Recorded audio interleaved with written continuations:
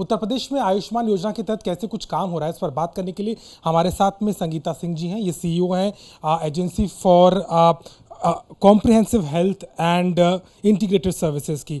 संगीता जी, ये बताइए किस तरीके से आप लोग काम करें उत्तर प्रदेश में। अभी तक बात करें, आयुष्मान कार्ड कितने बन चुके हैं और आगे का क्या टारगेट है?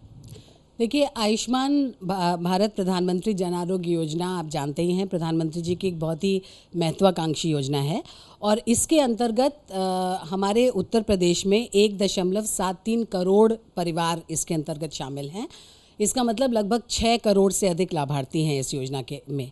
इन 6 करोड़ लाभार्थियों में से 3 करोड़ से अधिक कार्ड हम ऑलरेडी डिलीवर कर चुके हैं, लाभार्थियों को मिल चुके हैं और ये कार्यक्रम लगातार चल रहा है। अभी जो आयुष्मान भव का कार्यक्रम हमारा कल से लॉन्च होने वाला है, उसमें भी आयुष्मान आपके द्वार 3.0 का लॉन्च होने वाला है, जिसमें बढ़ चढ़ कर कार्ड्स इसी दृष्टिगत बनाए जाएंगे। और उत्तर प्रदेश में सबसे बड़ी बात यह है कि सबसे बड़ा नेटवर्क हमारे यहाँ हॉस्पिटल्स जो हमारे यहाँ इम्पैनल्ड हैं, उसमें सबसे बड़ा नेटवर्क हमारे हॉस्पिटल्स का है।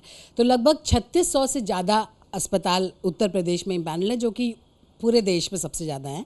और इसमें प्राइवेट हॉस्पिटल्स भी हैं, पब्लिक हॉस्पिटल्स भी हैं। Private hospitals medical colleges level के हैं, 1000 बेडेड हॉस्पिटल्स हैं।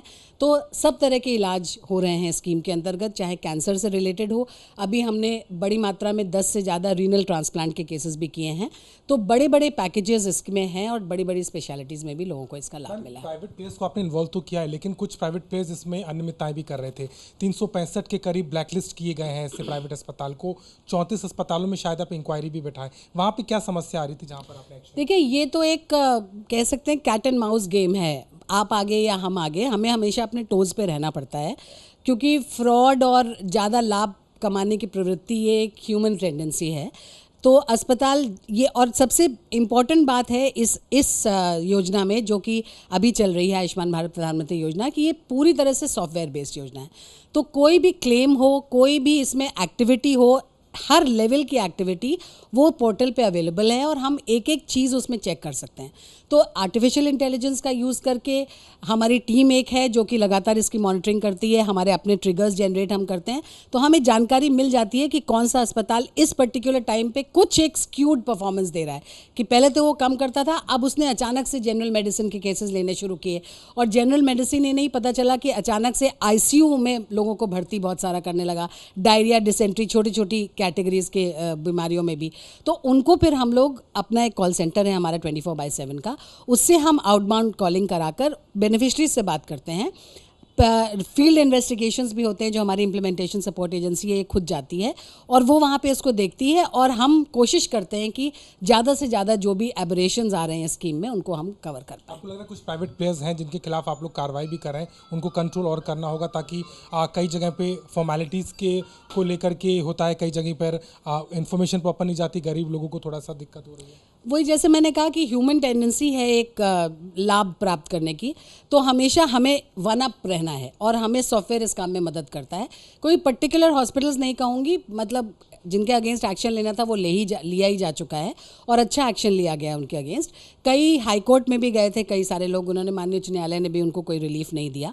तो इस तरह से मतलब पूरा सेक्टर ही, पूरा एनवायरनमेंट ही इस फेवर में है कि हम ज़ीरो टॉलरेंस की बात करते हैं। आगे का क्या टारगेट है? 3 करोड़ की आप दायरा बड़ा बता रही हैं, कहाँ तक उत्तर प्रदेश में ये होगा? देखिए, आगे का टारगेट ये है कि जो ये 3 करोड़ भी 6 करोड़ में से हुआ, उसका रीज़न ये था कि जो बेसिक डेटा है जो कि सेंट्रल स्कीम स्पॉन्सर्ड जिससे है, वो सोशियो इकोनॉमिक कास्ट सेंसस 2011 का डेटा था।